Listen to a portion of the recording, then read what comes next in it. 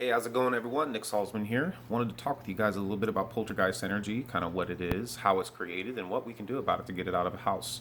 So sometimes when we move into a house, even though it might be a new place or maybe someone lived there just before us, sometimes there's a little bit of residual energy that's still there that we have to clear up in order to make sure that everything's just well and balanced within the home.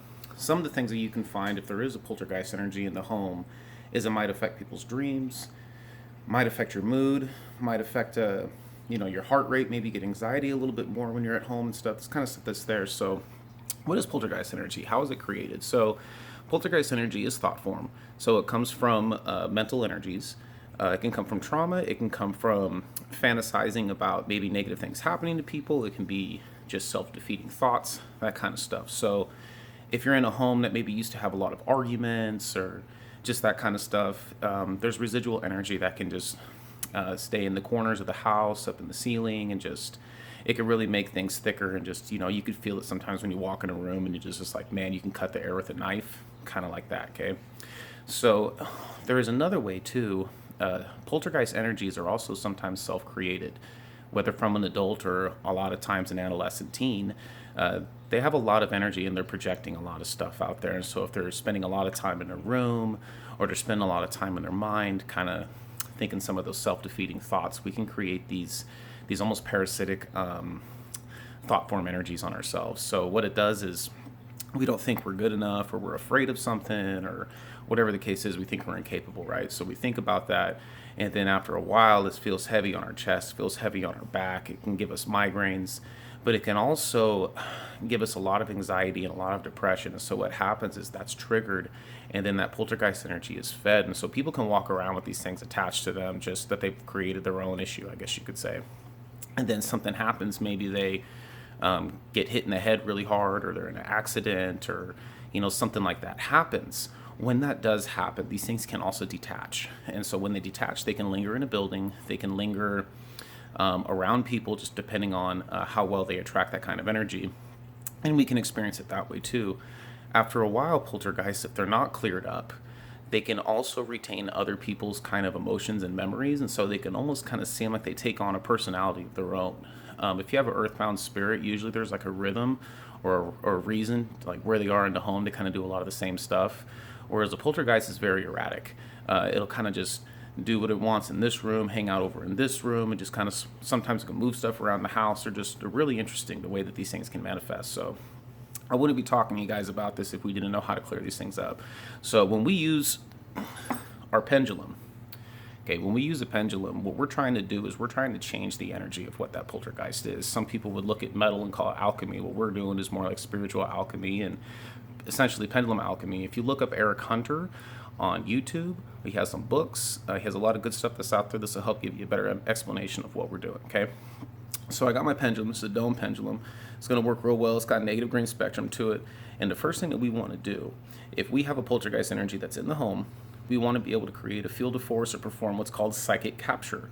And that's going to place this poltergeist in a bubble. It's going to place this poltergeist in a field of force that we're going to be able to manipulate basically the way it's created. So the first thing we want to do is universal knowledge. Do we have permission to create a field of force around this poltergeist energy? Okay, we get a yes. And we say, all right, we'd like to perform psychic capture and place a field of force around this poltergeist.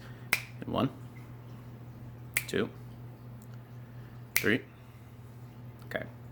So because it's made of negative mental stimuli is a bunch of negative thoughts and traumas and other kind of stuff that's happened. It's stored in what's called the bank of memories. So this thing is created out of memory and is created out of thoughts. So what we're going to do is depolarize all negative mental stimuli stored in the bank of memory in this poltergeist. 1, 2, 3, 4, 5,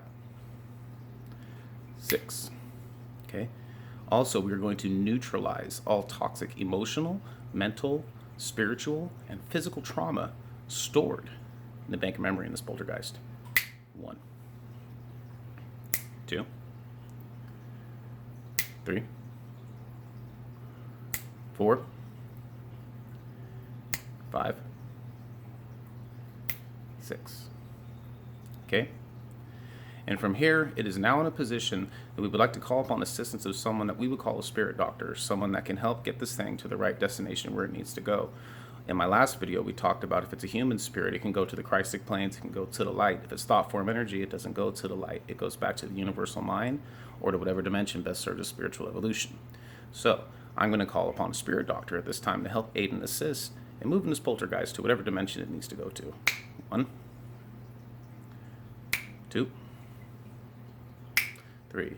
Okay, for confirmation, yes. Do we have the presence of a spirit doctor willing to assist? Okay, we get a yes that we do.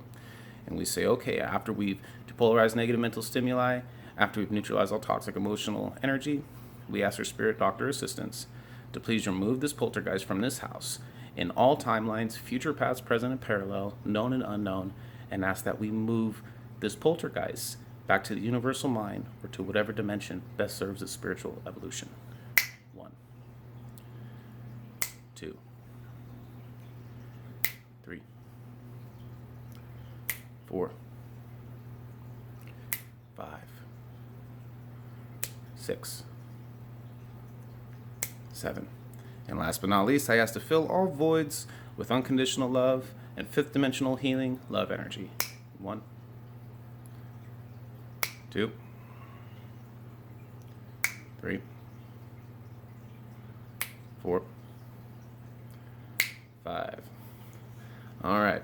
So with poltergeist energy, understand that it is a thicker energy and it is negative energy. So if we're wondering why maybe we call upon our spirit guides and they're not answering, or we're wondering why guardian angels don't come around us or feel they're not around us, understand that this energy is thick, right? And what it does is it repels a lot of high vibrational energy. So what we have to do is we basically put a field of force around it, manipulate the inside of it, raise its vibration, and get it to a point where a spirit doctor is allowed to come in because they're close on a similar vibration. Now they can hop in, assist, and get it out. So if you work on practicing this on your home, clearing the energy of your home, raising the vibration and consciousness of your home, this is what's going to help us get our guardian angels, spirit guides, and this and that to come join us in our home, and when we pray and when we meditate and all that good stuff. Okay, so happy to answer any questions you guys have. If you feel guided to watch any other videos, I would appreciate it. Home and Health Energy Works. You can find me on Facebook. I appreciate the time, and thank you, and I hope you guys have a good day.